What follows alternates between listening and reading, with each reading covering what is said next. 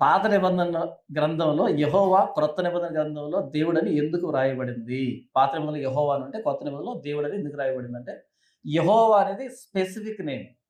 దేవుడు అనేది generic name. ఇకపోతే పాత నిబంధనలో యెహోవా అనేది నిబంధనకు సంబంధించిన పేరది. కవెనెంట్ నేమ్ అంటారు దాన్ని.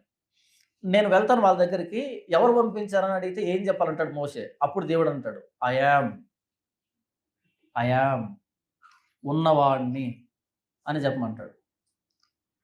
కాబట్టి ఐ యామ్ అనేదాన్ని హెబ్రీలో టెట్రాగ్రామటాన్ అంటారు దాన్ని. అలా మార్చినప్పుడు వైహెచ్, డబ్ల్యూహెచ్ అని వస్తది. ఆ మధ్యలో కొన్ని వవెల్స్ యాడ్ చేస్తే యెహోవా అని వస్తది. అది కవెనెంట్ నేమ్. కానీ మనం అన్ని జనులం గదా! మనతో కవెనెంట్ లేదు. యూదులతో కవెనెంట్ జరిగింది. ఇశ్రాయేలుతో దేవుడు కవెనెంట్ చేసుకున్నాడు. కాబట్టి కవెనెంట్ నేమ్ యెహోవా, యెహోవా అని వస్తది. మనం అన్ని జనులం గదా! అన్ని జనులతో కవెనెంట్ లేదు మనకి. సో, జనరిక్ నేమ్ దేవుడంటే సరిపోతది. అది విషయం. కొన్ని చోట్ల తండ్రి, ప్రభువు అని మాట్లాడడం జరిగింది. ఉద్దేశపూర్వకంగా కొన్ని చోట్ల దాన్ని నెగ్లెక్ట్ చేశారు. ఎందుకంటే యూదులు ఆయన నామాన్ని పలకడానికి భయపడ్డారు. దేవుని నామాన్ని ఎక్కడ వ్యర్థంగా ఉచ్చరిస్తామేమో అని భయపడి, ఆ స్థానంలో ప్రభువు అనేదాన్ని ప్రతిష్ఠించడం ప్రారంభించారు.